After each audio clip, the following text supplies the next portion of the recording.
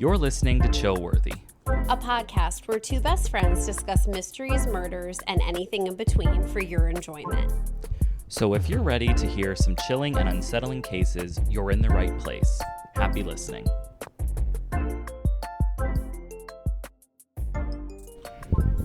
Hello, everybody. Welcome back.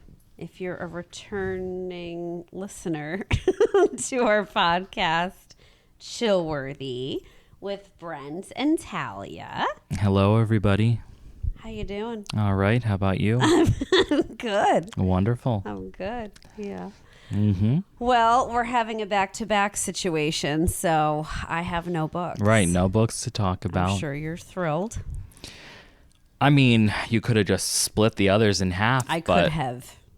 Right. I didn't. Right. I shan't do that. So, but you can ask me your zoo animal question, whatever that is. Thank you. Sure. Go for it. What is it? What is you? What? Wait. What is you? Who you be? That reminded me of Michael and Holly.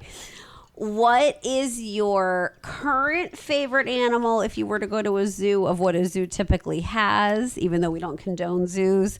And as a child, what was your favorite zoo animal? They can be the same. Yeah. I mean, I would assume as a kid, I guess the elephants would have been, really? Very exciting and big. Yeah. So, but I also always had a nice camaraderie with the zebras. Did you? I like zebras. Uh-huh. But now I would say, I love little river otters. Yeah, they're nice. So, because they're very, active and just sweet. So, that's what I would say. What about you? Giraffe straight through. Yeah. Yeah, but the fascination definitely began as a child. I will never forget, I had this tiny little miniature giraffe stuffed animal that was probably 4 inches, maybe 5, tiny little thing. And she had a little puff fluff, where her forelock would be at the top where the mane is. And no horns or anything on this. And I named her Topanga. And I loved her. And I would just sit in front of those giraffes forever. I didn't want to leave them. I couldn't wait to get to them. And I would just stare in awe. What a time. What a time to be alive. Right. Exactly. All right. Well, that took about 60 seconds. Which is great. Which is fantastic. I can think of other things. Okay. Aquarium. What? Not that we condone them, but what is your favorite aquarium? Well, and that's always tricky being? Because if these animals came there because they can't survive in the wild or something, then I do, but I'm not interested in killer whale bullshit. Freaking Tinicum. So watch that documentary if you haven't. You'll be crying in your cornflakes. It's horrible. For sure. So, oh gosh, I don't know. In terms of that, I think octopus are very fascinating to see. Yeah, they are smarty pants. So, speaking of that, I don't think I brought this book up. I don't remember what year I read this, if it was last year and we could have been doing the podcast, or the year before. Remarkably Bright Creatures. I don't know the author off the top of my head. Is that how you say that? Off the top of my head? Yeah. Yeah. And it's a novel, but it's very accurate with how octopus are, intelligence level, and how mischievous they can be, and the trouble that they can get into, in aquariums. And excellent book. I highly recommend it. I believe I gave that one 5 stars. Okay. Yeah. All right, so octopus. Yeah, octopus. No, child, probably dolphins, but I don't like that either now. Well, of course. I don't think dolphins should be held captive. Right. But as a kid, of course I wanted to see dolphins. Did you ever swim with a dolphin? No. Yeah, me neither. But, I remember touching one at Discovery Cove. Where was that? I don't know. Yeah. I think it was, Florida or Ohio, something. I guess it was SeaWorld, Ohio. Yeah. I think. didn't know that was a thing. Yeah. So, what about you? jellyfish and hammy heads as an adult. As a child, I loved everything. I don't honestly remember. I remember always liking jellyfish. I remember loving sharks, but I don't think I was like, my preference for hammerheads was so prevalent. Like, I was fascinated by them. I don't really I did like, what killed Stephen Irwin? Stingrays? Stingrays. I did like stingrays. I did enjoy them. As an adult, I'm like afraid of them. I love watching them, but I wouldn't want to go swimming. Yeah. No, I gotcha. Yeah, I would do it. Twist my arm, but I'd be scaredy. Yeah, getting paled. I mean, when we went to the Gatlinburg Aquarium, that was a beautiful place. Oh my gosh, that was gorgeous. They had penguins, correct? Yes. Yeah. I feel like aquariums typically do. Well, it's your turn. It is. After quite a hiatus. You want to lay it on me? I shall. What is it? I think you're going to be very surprised with my topic. Okay. I am doing the Pascagoula alien abduction. I have no idea about any of this. I was hoping you didn't. I was nervous you would, because you certainly are up on some of this more than I am. Like, I am not aware at all, I feel like, of any, well, now I am, but of any alien abduction case. But it's certainly different, so. Oh my gosh, totally out of my wheelhouse of interest and knowledge, you know? I do, but just generally speaking. Yeah, I mean, I'm excited to hear about it. Well, good. I hope. Well, great. All right. So the Pascagoula abduction was in Pascagoula, Mississippi. Yeah. Charles Hickson and Calvin Parker were the two men involved. I will refer to Charles going forward as Charlie. Surely. There was quite an age difference between these two men. So this occurred on October 11th, 1973. Charlie was 42. Calvin was 19. So they knew each other through work. And some of these interviews are a little tricky. I did my darndest trying to find transcripts because their Mississippi accents, not so much like later on in life when they're interviewed, but at the time of this occurring, oh boy, I'm terrible with accents. I cannot understand anyone with any kind of accent. Right. And this was particularly tricky. Like, I don't think the sound quality was good because it was the 70s. Their way of speaking was just nothing that I've ever heard before. And I'm listening to this like even Ashley, I was like, do you know what they're saying? And she did better than me, but she still didn't catch everything. So I did find the transcripts. Oh, okay.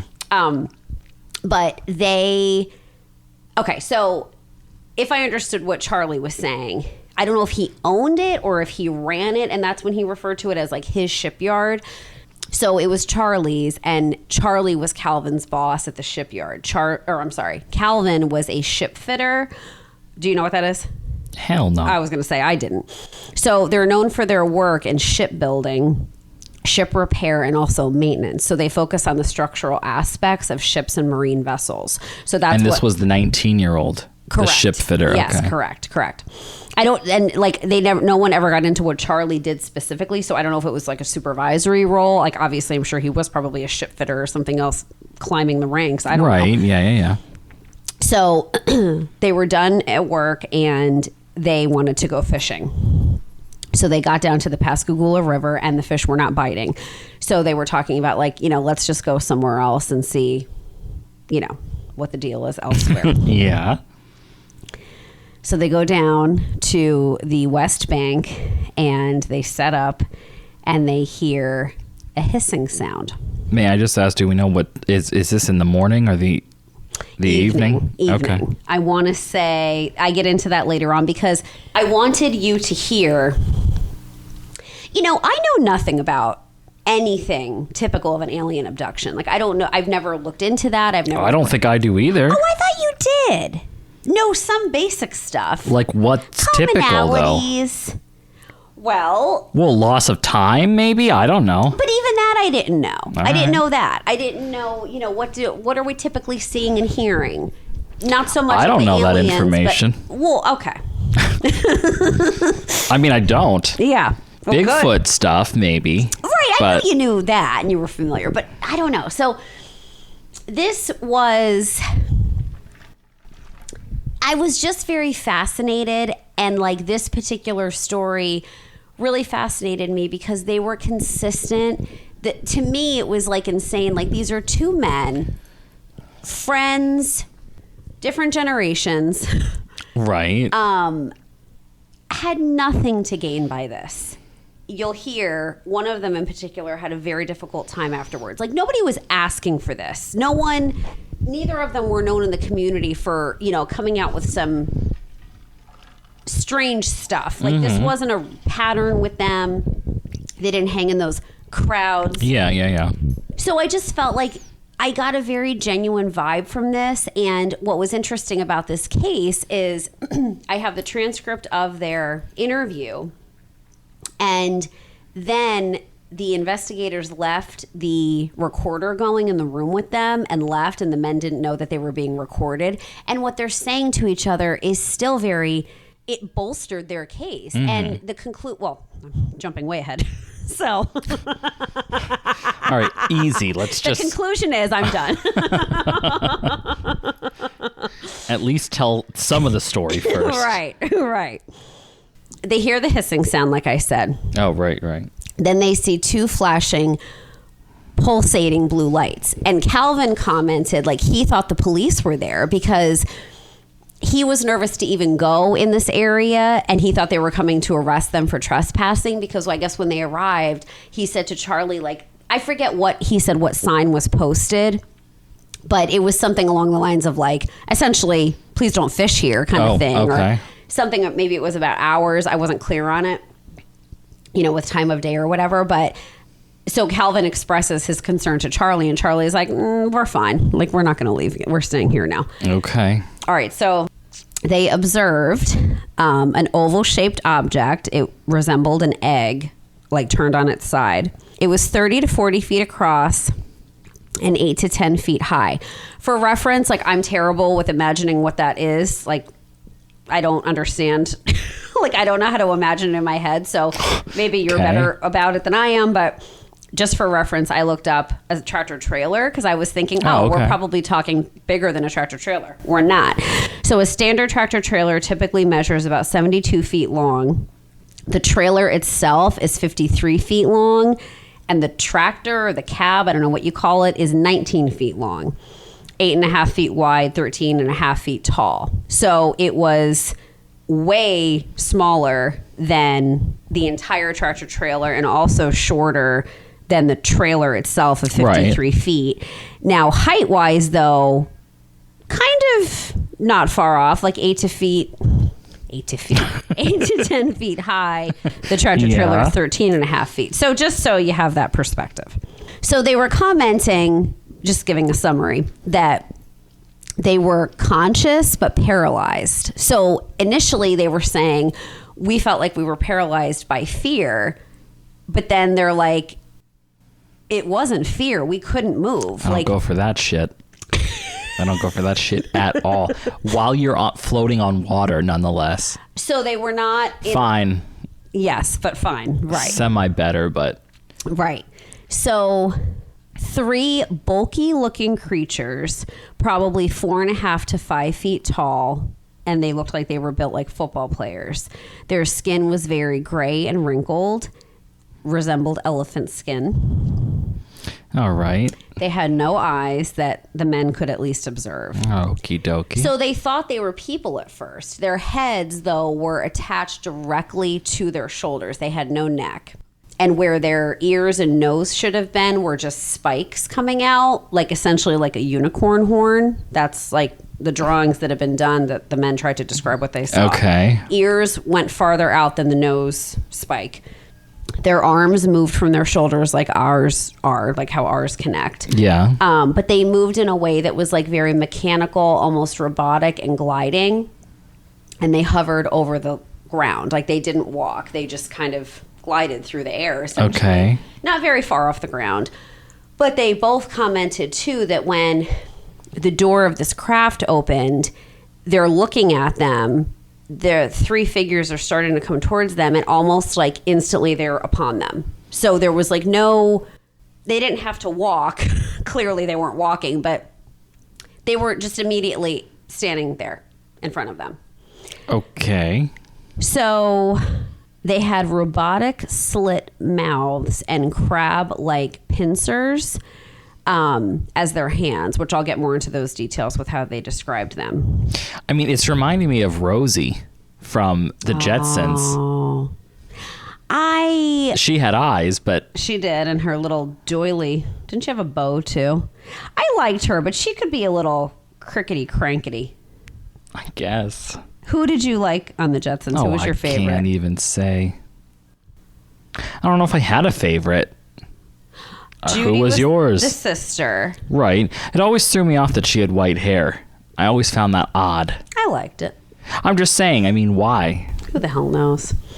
George, and who was Mom? Jane. Judy? Oh, Jane. Oh, wait, maybe you're right. I don't know. No, didn't you just Judy say... Judy was the freaking sister. Yeah, What the hell am I Jane. saying? And Elroy was the brother. Istro. I was just going to say, who was the dog? Yeah. I loved the show so much, I don't know who the hell anybody was. I loved the sound effects in that show. I loved those sounds. That was a very ASMR show to me. I mean, I liked that people lived so high up. Did you? Yeah. I liked how they got around.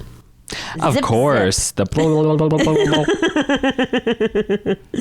then the crossover episodes with the Flintstones. Hell yes. I did like the Flintstones. Most bizarre. Yeah, but I liked it. Yeah, but the Flintstones were never my cup of tea. I so know. We've talked about that before. You were not a fan of them. No. All right. So 2 of them grabbed Charlie. 1 grabbed Calvin. Took them onto the ship to be examined and experimented on. I see. I'll get into those details.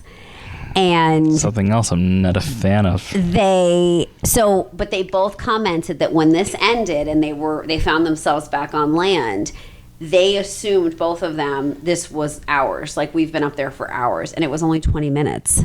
So that's pretty wild. The whole thing is wild. I mean, I'll say bonkers. So another interesting thing is that night there were 50 reports of people in this town in Mississippi that saw strange lights in the sky. Of course, no one ever was able to say what it was, but I think that's interesting that as this is all going on, before these men reported it, reports were coming in on these strange lights being seen in the sky. Well, I don't even know how we're supposed to react to this anymore, because now that it's been confirmed by the government that we have aliens living in the oceans, which nobody seems to care about still, what's the difference? I mean, I feel like it used to be you listen to this stuff and you're always like, all right, sounds really far out there. I mean, don't you think we'd have proof aliens exist? But now we can't even say that anymore, because apparently there is proof. They're just not showing us or whatever. So I don't even know how I'm supposed to react to this. Like, yeah, I guess this is old news. well, it's like, okay, so what? Is this actually like, I guess it just takes the luster out. No. Like, I feel like it takes the veil between, okay, like, you know, these guys were probably just throwing a few beers back and got a little too absolutely. That's whatever. One of the criticisms. Right. But now I'm saying it's like, but now that's sort of removed to be like, this could have happened. It doesn't have to be as crazy a stretch as it once was, let's say 5 years ago. Yeah, good That's point. what I'm trying to say. Point. Like, I don't know. I just find it like, I feel like ever since that was finally confirmed, it's like I have a different reaction in my head to be like, all right, sure, Freddie. Charlie, keep popping them back. Well, and I mean, I'm not even going to really try to not do this any other way. We just know that my topics go all over the place and aren't organized. But like, that was one of the criticisms, of course, and that actually is asked directly of him in the interview. But they both passed sobriety tests. They both, I know we don't agree with this or believe in it, but they both passed polygraph tests. Mm-hmm. And there was also some voice stress test or something done from one of the interviews, and they passed that as well. I have that farther down in my notes, so I forget exactly how they referred to it. But also, these men struggled, not so much Charlie, but Calvin struggled in his life going forward so much as a result of this. Like, Charlie did not avoid the limelight. He participated in interviews. He wanted to talk about it. He was very open and candid about it. Calvin was so rocked by this. He wanted nothing to do with the public. He stayed out of the public eye. He was supposed to get married. He did eventually not cooperate, but participate in interviews, on shows and stuff. And he did actually also publish a book. He ended up passing away at the age of 68 in August of 2023. And, he described it. He was like known in his family, like, we don't talk about that. Don't ask dad about this. Friends, very good friends of his. He's like, everyone respected. I didn't want to discuss this. Nobody questioned me. And I forget, he and his wife went to a funeral, and I forget why. We don't talk about Bruno. What'd you say? We don't talk about Bruno, that song from Encanto. Oh, I never saw that. Oh, okay. Anyway, go ahead. So, basically it was getting to the point of like, you know what? His wife was really encouraging him, like, put this down, put your story down somewhere, which you can get the book on Amazon. I have it farther down so I can let you know the name of it. And you would imagine if he was looking for fame, he would have done that a long time ago. Exactly. It was almost like for himself, for closure. And, he, this one interview he did participate in much later on, the interviewer was like kind to him, but he was like, you've had several nervous breakdowns since this, right? And he was like, yeah, I wouldn't call them that. He's like, he kept referring to it as like, this has really affected his nerves. Like, his nerves are shot. He had several failed marriages, several failed relationships. He feels as like a result of like the effect that this had on him. His wedding was scheduled for the month. His first wedding was scheduled for the month after this occurred. So like going into that marriage, he was not in a good place. He did end up getting hospitalized, he said in this interview, as a result of just having to try to deal with all of this. And the conclusion of all these interviews with the sheriff's department, because they tried to contact, it's not Keegan. Well, real quick, the book is called My Story, Pascagoula, The Closest Encounter, and then by Calvin Parker. Yes. Are we done hearing about the actual event encounter? No, I'm getting to that because there's an interview where they describe like the experiment and yeah. Because that's what I like. I really we're gonna get there. It's Keesler Air Force Base. So they tried to contact them. Nobody wanted to hear it. They contact the sheriff's office. They eventually entertained them. They actually sent the men to Keesler to be tested to see if the men were radioactive. Yeah, and they weren't. So essentially what was concluded is that, yes, these men went through a traumatic experience. I guess also they were both hypnotized for a period of the interviews. And all they kept going back to was these men both went through a traumatic event. We cannot conclusively say, yes, an alien abducted them and had experience. Like they Fair. Right.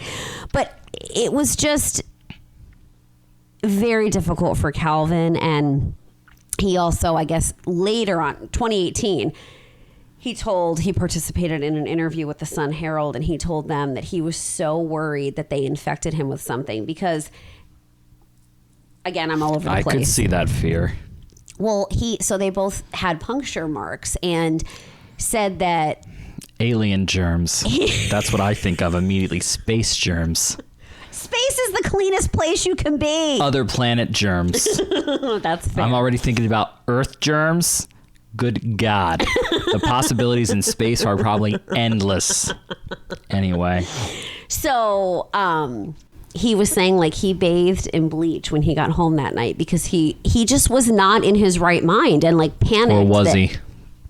Well, I'd be doing that. I don't know what that says about me, but right. Hypochloric acid. So, but they were also saying that So I forget which one of them thought this, possibly Charlie, but they felt that something they gave them was to calm them, because he was like, we were totally terrified, but they did inject us with something. And then this odd, tranquil feeling came over both of us. And we should not have been feeling tranquil at that moment. So he thought it was something that they administered. Now, the two alien entities, whatever they were, who grabbed Charles, the one who grabbed Calvin, they both felt was like more feminine in how it looked. It had sort of like a more gentle demeanor. Not that the other two were rough or anything, but just there was something about the one being who, quote unquote, worked with Calvin. Well, she sounds nice. Right. Well, and he said that there were like, she was communicating with him telepathically and just kept saying, I'm not going to hurt you. Like, you have nothing to worry about. You are not going to be harmed in any of this process. You are going to return to life. Like, we're not doing anything to you that's dangerous or most harmful. Reassuring. I would appreciate that. Right. The other thing that was very fascinating to me, and now I forget what I said when Charlie passed away. Calvin passed away in 2023, I think. Yeah, Calvin passed away in 2023, and Charlie passed away of a heart attack at age 80 in 2011.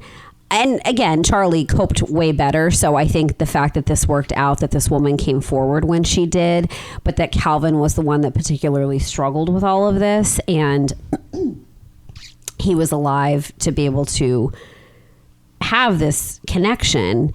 So Maria Blair was a witness from that night. And she and her husband were waiting for him to leave in a boat to go work offshore. So she recalls it being a warm night. She thinks it was around 73, 75 degrees. And meanwhile... What an odd thing to remember, 73 to 75 degrees. But then, like, that makes me think how genuine that is, because I feel like when a night sticks out to you, even though that was how many years ago... I don't know if she took notes when she got home, but like that's stuck I mean, no, in you're her right. head Just very specific. 45 years later, and that she didn't even come out of this, or that she didn't come out with any of this until 2019. Yeah. And again, what is she gaining? Nothing from this. I get it.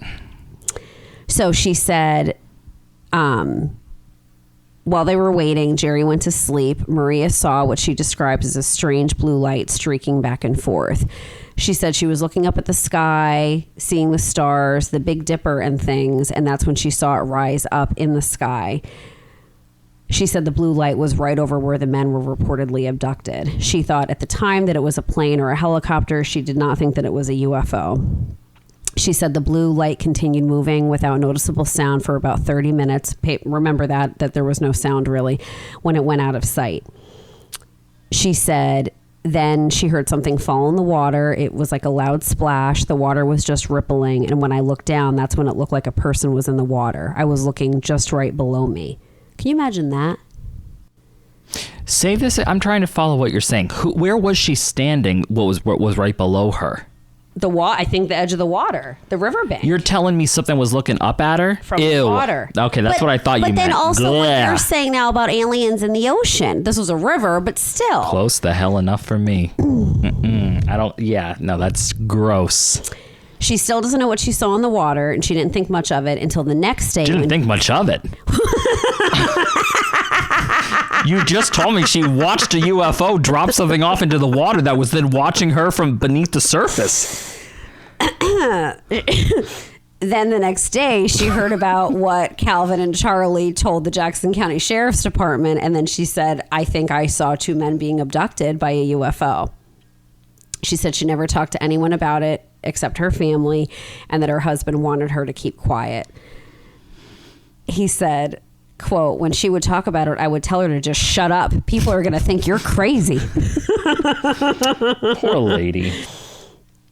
She said a recent media report came up about the abduction, and then that's what gave her the courage to come forward. It motivated her to give their story, Calvin and Charlie's story, validation. And then there's a picture of them, like her and Calvin meeting, and they were hugging. And I just felt very happy for him that he, like I said, he was alive still to meet her and be able to. Oh, but the thing is, so they were separated though. The side of the river that she was on, it was like she was on one side of the river, and then that's where the men were on the other side where they had been fishing. Yeah.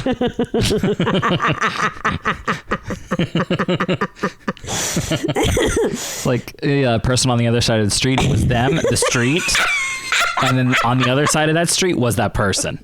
Yeah. All right. I'm glad you understand. Wait, I do have to ask something. When you said Calvin was having a hard time with all this, do you mean...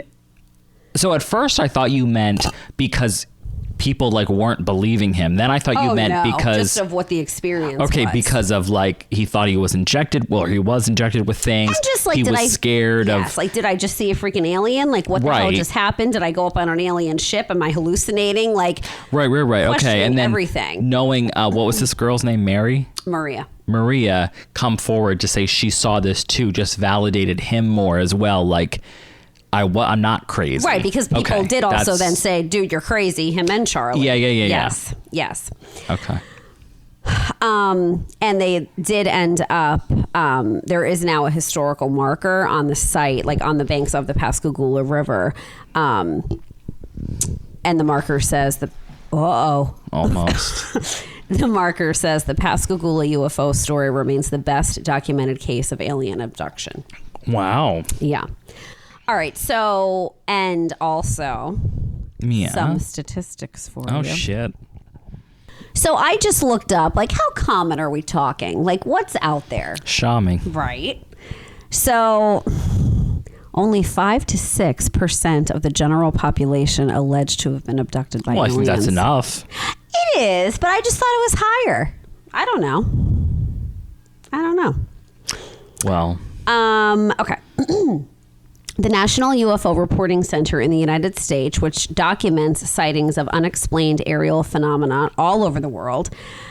Interestingly enough, sightings have been picking up again. There were apparently 2 dips in 2018 and 2021, but then I guess 5,000 is like the typical for a year, and it was back up to 5,000 in 2022.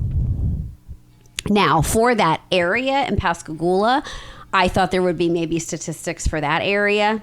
Nothing. Like a hot spot. Right. Exactly. No. Specific statistics on UFO sightings in the Pascagoula area beyond that event are not widely available. So I thought that was disappointing. Yeah. Now, are you someone who would have a visceral reaction to this, or would you go along with it like, yeah? Like, beam me up? Take me. I wouldn't be like... Take me. I'd be cautious. Shami. I don't think I would trust that I would return. Like, I would be very fearful of, like, are you kidnapping me and I'm not going to come back here? And even if they tell me that I am, I don't. Even if they tell me that I don't know if I believe it. I will say, Ashley and I had a very interesting conversation about the experiments, which I promise I'm going to get to. And I was saying to her, I just think it's kind of insane how there's such a theme of like anal probes. Like, gosh. And you hear it all the time. Again, I don't know much, but I just feel like that is kind of something that always sticks out with these abductions and experimentation, and they're sticking things up people's butts. And it just has always struck me in my head as sexual. Like, that's always where my head went. And Ashley goes, well, I think if this is real and this is truly happening, if you think of like a species trying to understand how our bodies work, that would be a great area to figure out how our about how our digestion works. And like, it's an orifice, and if we're taking food in, how does it come out? How does that work? And I know this was not a real story, but it made me think of my last alien book I told you about. Project Hail Mary. Oh, right. And how that, I don't think I told you about this, but it's the human and the alien. And one of the major discrepancies, does that make sense to say?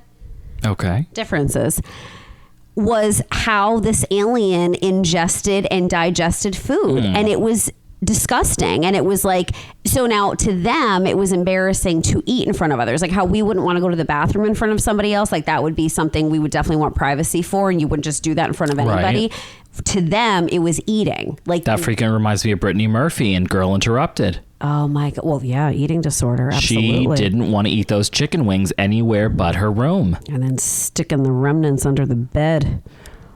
Well, yeah, I was thinking about, like, I know this is not quite the same, but like when you take an animal to the vet. Oh, temperature. Well, not just temperature, but just in general, like checking things out. That's a place that gets checked out. Absolutely. And they can't speak. We cannot communicate with aliens to say, hey, this is how our colon works. But that lady talked to him and said, hey, you're fine. Oh, yes. Chill out. Chillax. Chillax. All right. Now, Cetus lepidus. My initial plan was to read like all of this transcript, and Ashley's like, I don't think we want. No, let's not do that. She's like, maybe the key parts, and it's like, right. So to answer some of your question, not so much when this happened because I still can't find it or remember. I want to say like 6-ish. The interview that was conducted by the sheriff's department, it was Sheriff Fred Diamond and Captain Glenn Ryder. This occurred at approximately 11 o'clock that night, Thursday evening. So yeah, there's just multiple references where these men were not coming in like, all right, this is what happened. You're an idiot if you don't believe us. Like even Charlie, he was shook up for sure. But Charlie leads this interview off with, quote, even though I'll be the laughing stock.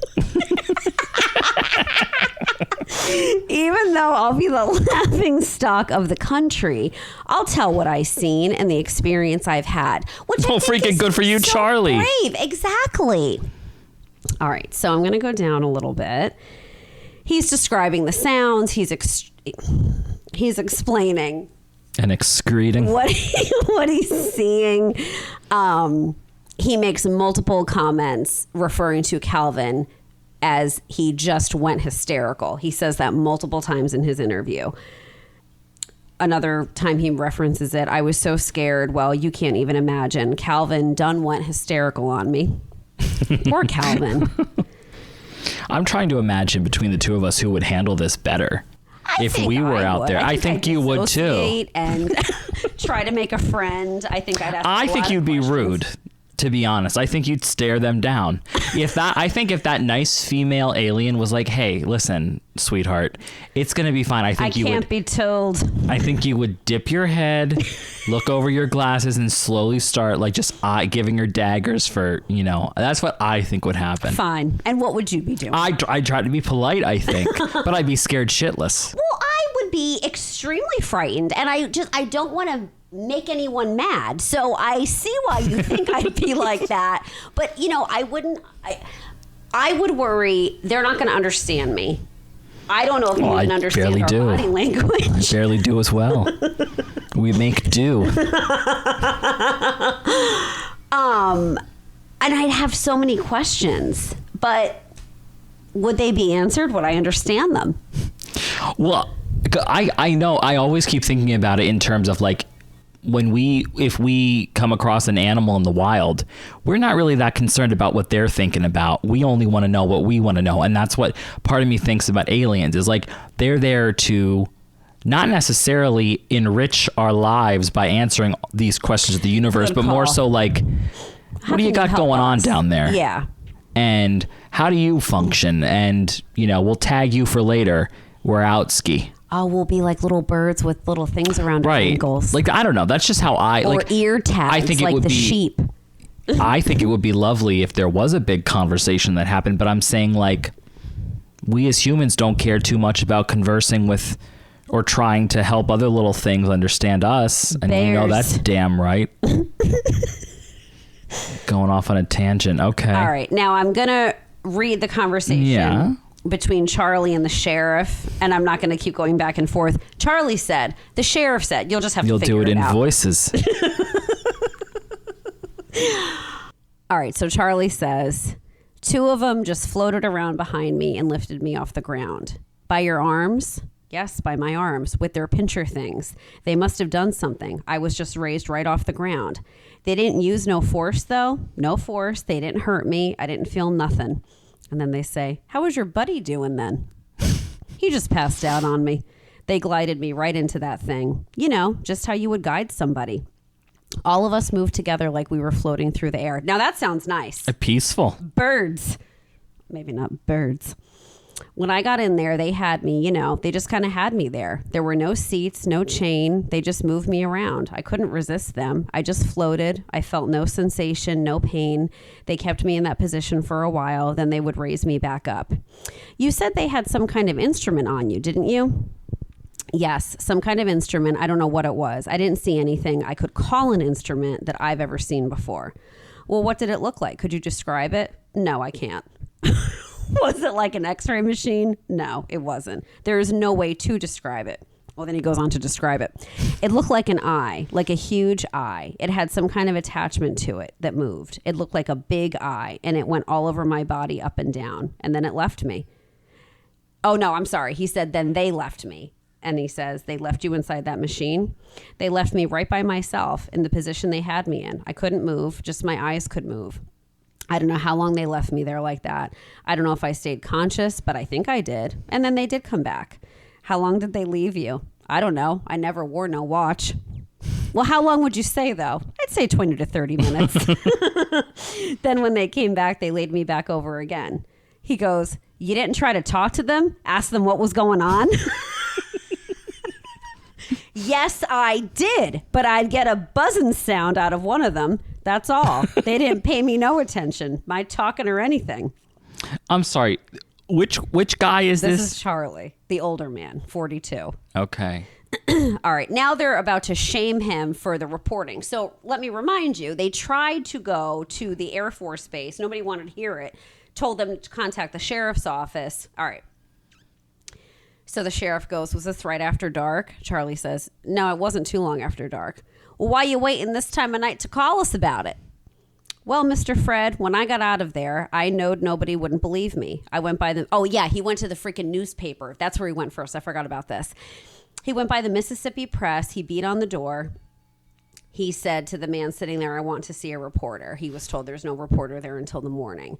So he called the sheriff's department. And he thought to himself, if I call the sheriff's department, they're not going to believe me. If I call the police department, they're not going to believe me. The sheriff goes, well, how would you know that unless you tried?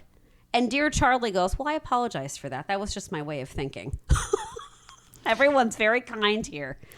Well, the sheriff doesn't seem too kind. Well, no, I'm sorry. Charlie and Calvin are very kind. Yes. I do think it's an odd choice, though, to go to the press right away. I agree. You're right. I feel like... Attention hungry. Yeah. Good call. In a way, it is a little... That does strike some... concern. He did ask if he had anything to drink. Now, like I told you, they did pass sobriety tests, but Charlie does say, I didn't have anything to drink, but in the 45 minutes to an hour before I called you all, I have drank. I needed to settle my nerves. So, Now, the sheriff goes, you remember leaving? And Charlie goes, leaving where? And he goes, the ship where they put you out. And he goes, the only thing I remember is that kid Calvin just standing there. I've never seen that sort of fear on a man's face that I saw in Calvin's. It took me a while to get him back to his senses. And the first thing I told him was, son, ain't nobody going to believe this. Let's just keep this whole thing to ourselves. How about no? Well, and you went to the newspaper. Well, the more I thought about it, the more I thought I had to let some officials know. What do they do after they let you go? There was a buzzing sound and then it was gone. Can you describe the vehicle? Yes. And he describes what I said to you earlier. Mm-hmm. The sheriff asked if there were any lights on the inside of the craft. He said, I didn't see any bulbs, but it did glow light. It was an extremely bright light. Fine. All right. So now Sheriff Diamond and Captain Ryder left the room. The recorder is still going. Oh, the right. men do not know this. So they're being interviewed together? Yes. Okay. Except Calvin didn't speak. No, I'm so sorry. They were interviewed separately, and then they were brought back together. Oh, okay. Into this room. Charlie's voice was shaky as he said to Calvin, I can't take much more of this. Calvin sounded frantic. Calvin sounded frantic. Yeah. Calvin goes, I got to get home and go to bed, get some nerve pills or see the doctor or something. I can't stand it. I'm about to go half crazy. Charlie says, I tell you, when what we went through, I'll get you something to settle you down so you can get some damn sleep. I can't sleep yet like it is. I'm just damn near crazy. Well, Calvin, when they brought you out, when they brought me out of that thing, god damn, it's like I never in hell got you straightened out. I don't know what. See, like some of this I don't understand.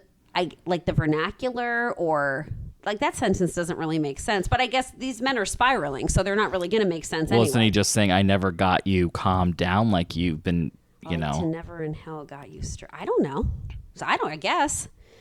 Calvin's voice rises and says, my damn arms, my arms. I remember they just froze up and I couldn't move, just like I stepped on a damn rattlesnake. Charlie sighed and said, they didn't do me that way. Now both men were talking as if like talking to themselves. Calvin said, I passed out. I expect I never passed out in my whole life. Charlie said, I've never seen nothing like that in my whole life. You can't make people believe this.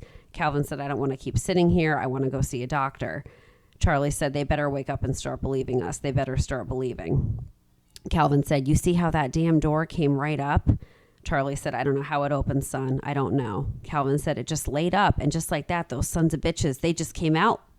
Charlie said, I know. You can't believe it. You can't make people believe this. Calvin said, I paralyzed right then. I couldn't move. And you did see this video? No, I heard it. I can play it if you'd like. No, it's okay. I meant like you did witness. Well, this is the one this. I could hear it that I couldn't understand them, okay. so I had to get the transcript. Yeah. Okay. So Charlie says they won't believe it. They're going to believe it one of these days, but it might be too late. I knew all along there were people from other worlds up there. Hell yeah. I knew it all along. I never thought it would happen to me, though. Calvin, and it's like even this, their back and forth is so like he says all that. They're kind of like both just purging, I feel like, their thoughts. Like obviously. Right, like no rhyme or reason. So on the heels of Charlie saying that, Calvin goes, you know yourself that I don't drink. And Charlie says, I know that, son. When I get to the house, I'm going to get me another drink, though. It's going to make me sleep. He's a drinker. Exactly. He says, look, what are we waiting around here for? What are we waiting for? Calvin starts to get panicky and says, I got to go to the house. I got to go home. I'm going to get sick. I'm going to get out of here. Charlie got up, left the room. Calvin was in there alone. To himself, Calvin said, it's hard to believe. Oh, God, it's awful. I know there's a God up there. And then he starts praying, and then it goes out. It just breaks my heart. Like the turmoil that, I mean, clearly that they were both going through, but Calvin, I just feel like it like broke him, you know? Yeah. Which, I mean, what an experience. Exactly. So that's basically it. Now, you specifically said you were going to talk about probing. You like literally brought that up as a part of the story, yet never actually made that appearance. See here. I thought it was in one of the things I was reading, but I guess I was just talking about the big eye going through the body scan, maybe. So be it. Let me just go through. Well, I forget if I said this part or not, but what started the knowing about the experiments, there was this other podcast that I started listening to. I couldn't listen to the whole thing. It was an odd format, but they covered this case. And they brought up the anal probe. They brought up the puncture marks from the needles. They brought up, the telepathic communication. Mm-hmm. More than that, though, couldn't find. Yeah, that's all I got, man. Sorry. Well, I mean, what a wild experience for those two men. I know. I mean, the other thing is like how we were going back and forth with how would we act presented with this kind of run-in. My other thing is, like, would you say anything? Like, would you report it? I'd have to. I would not. I really don't think I would. I would totally think, I would convince myself which I was basically doing in this research. I'm thinking, what could explain this happening to them psychologically? Some sort of drug-induced, what do you say? Not hypnosis, hallucination. Some sort of non-drug induced hallucination that they're right. But who's randomly starting to hallucinate out of nowhere that they've never experienced those issues before? It doesn't sound like anything should have triggered it. They both went on to live normal lives afterwards, no problem whatsoever with like their mental stability. Well, Calvin obviously struggled, but not in that way. There was no other instance of this happening again that either reported. Yeah. They both, in fact, reported later on in life at various times that nothing like this happened to them again. It's just, so I'm saying all of that, like, if it happened to me, I would within minutes convince myself I made the whole thing up in my head. I mean, I would immediately convince myself, well, there's no way that just happened. There's no freaking way. Yeah, but what if it was with another person, like these people? Well, that's wild. And that's the other thing that I kept going back to. This is two people who are reporting not even the exact same thing. You know, like they had different things go on in that ship and different experiences. That's even more insane to me. I don't know. I don't know. And also, like, sort of what a nightmare for Calvin. If I were Calvin, which I feel like I would be Calvin in that situation, not so much how he really struggled over the years, maybe I would, but more so that he wanted to stay out of the public eye and like wanted to basically hide for the rest of his life and not discuss this. And then the person you experienced it with is giving interviews left and right and like not at all shying away from the public. Yeah. I mean, that is a form of hell to me. Very opposite ends of the spectrum for sure. Yeah. But, you know, this got me thinking for sure. And I know you're saying, you know, our government is saying, yes, there's alien life in the oceans. Yes, this is a real thing. What's everyone freaking out about? Of course, there always has been. In my head, that's still not the case, though. Like, in my head, we don't. Oh, I agree. And I still think we should be freaking out. Well, I don't know. But nobody seems to care. I don't know if we should be freaking out, but, like, I'm definitely like, holy shit, if it is the case. But it's like I still can't fully wrap my head around and believe it. I guess out of fear. Yeah, well, I don't know. Mine's just disbelief, I suppose. Yeah. Like, I don't know. It's wacky for sure. Yeah. Oh, yeah. You did like E.T. as a child? Not really. Were you afraid or just disinterested? Indifferent. Thought he was a little creepy. Did you? And I think I've only seen the movie like once or twice. Wow. I watched that a lot as a kid. The movie that stands out to me a lot with alien-esque things, and I don't remember the name of the movie, I don't remember any of the actors, but I know it existed. I almost want to say it was with... It probably wasn't, though. No, it doesn't matter. It was a movie where a kid gets abducted... Yeah. And then gets dropped back off, and it appears to be like minutes, but he's actually time traveled like 20 years. I don't like the time travel stuff. And so his parents are older. His sibling is 20 years older now. And like, I don't know. I don't remember what the plot of the story is besides that, but I clearly remember it. It doesn't ring a bell for me. What if this happened? What if this is a memory of yours and you were like... I time traveled 20 years? Yeah. As a child. And you think you remember it as a movie that you saw, but... Pretty sure not. I don't know, man. I could walk outside tonight and run into one of these guys. Absolutely. I've thought about that before. Oh, I have too. I think I've thought about it, though, because of how E.T. unfolds. And I've watched the movie so many... Maybe I should watch that tonight. But I think, like, that whole premise of this all starts at night with the freaking Skittle bits, Reese's, whatever the hell it is. Reese's, I think. I don't know. You know? Yeah, I don't know. I like to just look up at the night sky. Well, of course I do too. But I don't know. I'm going to have to find the name of that movie. I will find it. Oh my gosh. The things that we've talked about on this podcast that we, especially from childhood, where we're like that freaking Eggman, terrible commercial. Oh my God. That was scary.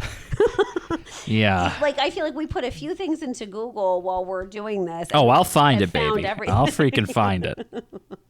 But all right. Well, I mean, I congratulate you on outside of my wheelhouse. Yeah.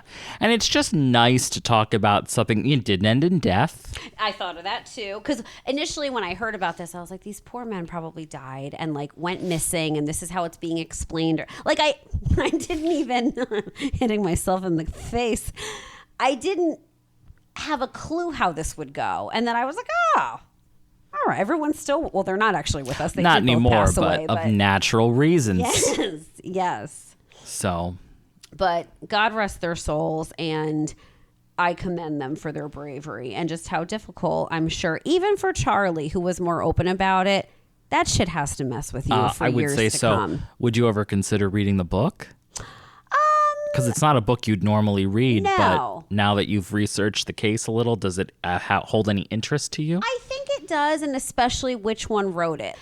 He had never got his story out, and especially that they did have slightly different versions of, not to say that anyone wasn't telling the truth, but just their experiences were different. Right. So I feel like, yeah, I think I would look into it. The fact that, it should be fairly easy to obtain. One would imagine. Right. But yeah, I would be open to. The click of a mouse, baby. What is that? The click of a mouse, you can obtain it. Well, right. Exactly. But yeah, to hear it directly, not like these articles that I'm reading, but like he condoned this book. He wrote it with someone, like this is his version straight from the horse's mouth. You've made that quite clear. I think maybe, yeah. I think I'm going to look into it, man. Well, we'll all be waiting with bated breath. Fine. All right. I'm on it. Well, thank you so much. You're so welcome. I will close us out by saying, as always, stay safe and stay chill. Bye, everybody. Thank you, everyone.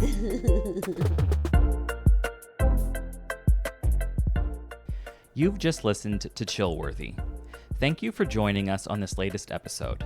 While we strive to keep our discussions engaging and lighthearted, we also wanted to take a moment to acknowledge the real lives and events that are at the heart of these stories. We try to approach each topic with a sense of curiosity and respect, fully aware of the impact these events have had on the individuals and their loved ones. Our goal is to honor their memories by keeping their stories alive and shedding light on the mysteries that surround them. If you enjoyed this episode, please remember to subscribe, rate, and leave a review, and don't forget to join us on the next episode of Chillworthy.